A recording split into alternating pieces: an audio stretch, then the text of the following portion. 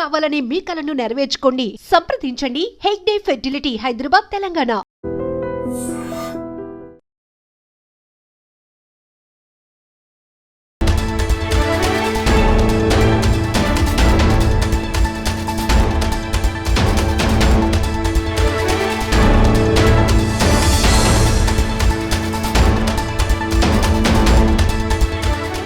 ఒక wedding card social మీడియాలో తెగ వైరల్ అయింది. ఆ వైరల్ కావడంతోనే ఆ పెళ్లి కాస్త ఆగిపోయింది. ఇది ఎక్కడ అనుకుంటున్నారా? ఆంధ్రప్రదేశ్ రాష్ట్రంలో. ఇంతకీ పెళ్ళి ఆగిపోవడం ఏంటి, వైరల్ అవ్వటం ఏంటి వెడ్డింగ్ కార్డ్ అనుకుంటున్నారా? అవునండి, ఆ యువకుడు ఓ ఇద్దరు అక్కా చెల్లెల్ని పెళ్లి చేసుకోవడానికి ఈ నెల 10వ తేదీన ముహూర్తాన్ని ఫిక్స్ చేసుకున్నాడు. అందులోనూ అక్కా చెల్లెళ్ళు ఇద్దరు కూడా మైనర్లు కావటంతో ఈ వైరల్ అయిన వెడ్డింగ్ కార్డ్ కాస్త అధికారుల వరకు చేరింది.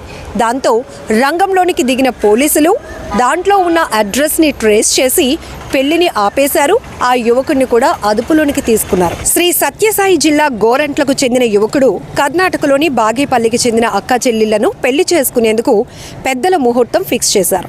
ఏప్రిల్ 10వ తేదీ గురువారం ఒకే ముహూర్తానికి పెళ్లి చేయడానికి అన్ని ఏర్పాట్లు కూడా చేసేశారు. ఈ క్రమంలోనే వెడ్డింగ్ కార్డ్ సోషల్ మీడియాలో వైరల్ అయింది. ఇద్దరు అమ్మాయిలు మైనర్లని తెలియటంతో ఐసిడిఎస్ అధికారులు రంగంలోనికి దిగారు. వెంటనే విచారణ చేపట్టారు. పోలీసులు కూడా ఈ వ్యవహారంపై ఆరా తీశారు. అయితే అధికారులు పోలీసుల విచారణలో అమ్మాయిల్లో ఒకరికి 16 ఏళ్లు, మరొకరికి 15 ఏళ్లు ఉన్నాయని తేలింది. వెంటనే అధికారులు ఇరువైపుల తల్లిదండ్రులను, బంధువులను, కళ్యాణ మండపం నిర్వాహకుడిని కూడా స్టేషన్కి పిలిపించి మాట్లాడారు. సోషల్ మీడియాలో ఇద్దరు మైనర్ గర్ల్స్కి వచ్చేసి వాళ్ళ మేనమామ పెళ్లి చేసుకుంటున్నారని చెప్పేసి ఒక వెడ్డింగ్ కార్డు వైరల్ కావడం జరిగింది. దాని మీద ఐసిడిఎస్ ఆఫీసర్స్ వాళ్ళ ఇంటికి పోయి వాళ్ళను కౌన్సిలింగ్ చేస్తున్న టైంలో కొంచెం గలాట జరిగి పోలీస్ స్టేషన్లో కూడా కంప్లైంట్ ఇచ్చినారు.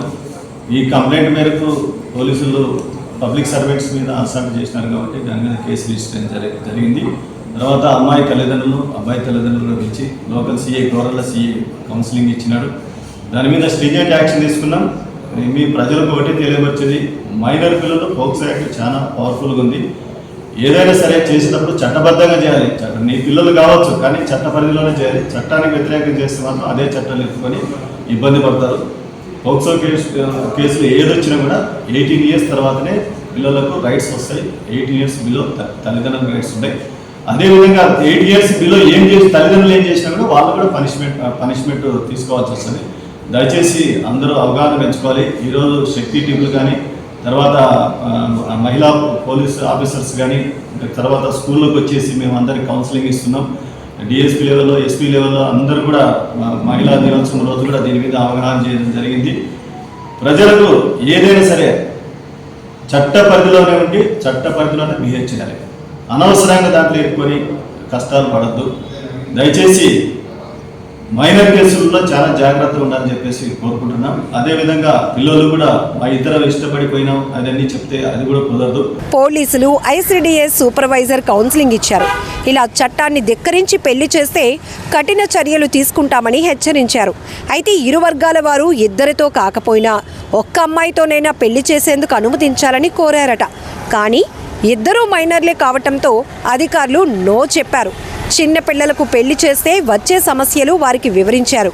ఆ వెంటనే ఇరు వర్గాలు ఈ పెళ్లిని ఆపేశారని చెప్తున్నారు. కానీ ఇరు వర్గాలు పెళ్లాపేందుకు నిరాకరించడంతో ఐసిడిఎస్ సూపర్వైజర్ ఫిర్యాదుతో పోలీసులు కేసు నమోదు చేసినట్లు తెలుస్తోంది. మొత్తం మీద సోషల్ మీడియాలో వెడ్డింగ్ కార్డ్ వైరల్ కావడంతో ఆ పెళ్లి కాస్త ఆగిపోయింది. ఇప్పుడు ఈ వార్త కూడా సోషల్ మీడియాలో తెగ చక్కర్లు కొడుతుందండోయ్. నా పేరు రజిత, ఐసిడిఎస్ సూపర్వైజర్. ఈరోజు వాట్సాప్లో ఒకటి వైరల్ అవుతుందని నా దృష్టికి వచ్చింది. మా పై అధికారులు కూడా నాకు ఇంటిమేషన్ ఇచ్చారు దాన్ని ఫాలోఅప్ చేయమని. అక్కడికి వెళ్ళి చూస్తే అక్కడ ఎంక్వైరీ చేశాం. మా ఇంటి దగ్గరికి నా సీఎం పోస్ట్ అంటే మన గ్రామవాడి సచివాలయం వాళ్ళ టీం కూడా తీసుకెళ్ళాను. నాతో పాటు తీసుకెళ్తే అక్కడ తెలిసిన విషయం ఏంటంటే అమ్మాయిలు ఇద్దరు మైనర్లు అని తెలిసింది. వాళ్ళని కౌన్సిలింగ్ ఇచ్చాము. మ్యారేజ్ చేయకూడదు, ఆపేయండి అని కౌన్సిలింగ్ చేశాము. అంతవరకు కౌన్సిలింగ్ చేసాము. వాళ్ళు ఓకే లేదు మేడం చేస్తాము అంటే, లేదండి మీకు ఇష్యూ అవుతుంది మ్యారేజ్ చేస్తే అని తెలియజెప్పినాము. ప్రజెంట్ అయితే వాళ్ళకి కౌన్సిలింగ్ చేసాము. వాళ్ళు నచ్చ చెప్పడానికి ట్రై చేస్తున్నాము. వాళ్ళు ఒప్పుకోని పరిస్థితుల్లో దీన్ని ఎఫ్ఐఆర్ చేయించడానికి అంటే పోలీసులకి ఫిర్యాదు చేయడానికి సిద్ధంగా ఉన్నాయి.